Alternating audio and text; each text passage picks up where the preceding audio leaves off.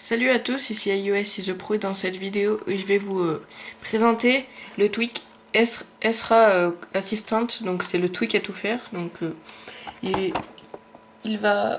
va l'ouvrir. Donc lorsqu'on l'ouvrira la première fois, il va apparaître une fenêtre comme celle-ci, comme ceci.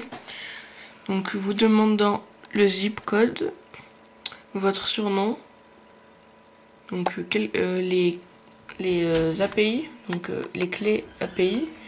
Donc si on veut avoir des degrés Celsius ou des degrés Fahrenheit, et la langue, donc il existe qu'en anglais et en espagnol. Donc on clique sur Down. Donc il peut remplacer Siri, il va nous servir pour envoyer des messages, donc des mails. Attendez. Donc on a une petite flèche juste ici. Lorsque l'on appuie dessus, on a un petit menu qui sort. Donc la première donc c'est l'alternative à Siri. Donc ça marche en anglais, mais il faut avoir les clés API pour pouvoir marcher. Donc moi je ne sais pas comment les avoir, donc ça ne marche pas. Donc on retrouve une interface pas très différente de celle de Siri. Donc en bas on a un micro et en haut on a la question, donc how many I help you, donc comment puis-je vous aider. Après en haut on a donc une petite croix et donc on a ce petit message. Donc pour créer une commande, donc par exemple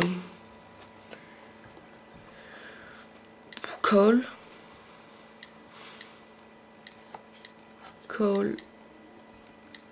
Mary.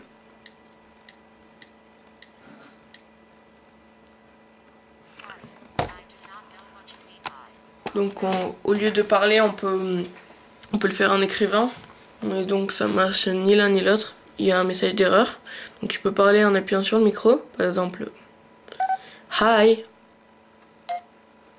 Donc là il y a un petit chargement, mais ça ne va pas marcher. Sorry, I didn't catch that. Could you try again? Voilà. Donc après il y a un deuxième menu, c'est les réglages, donc c'est ce qu'on vient juste de faire. Le troisième c'est pour envoyer un mail. Donc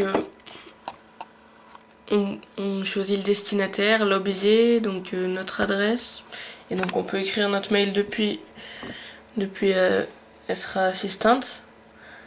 Après il y a une bulle pour pouvoir écrire un iMessage, donc on peut choisir le destinataire, donc un SMS ou un iMessage. Et donc la troisième option c'est pouvoir appeler, donc on tape le numéro qu'on veut.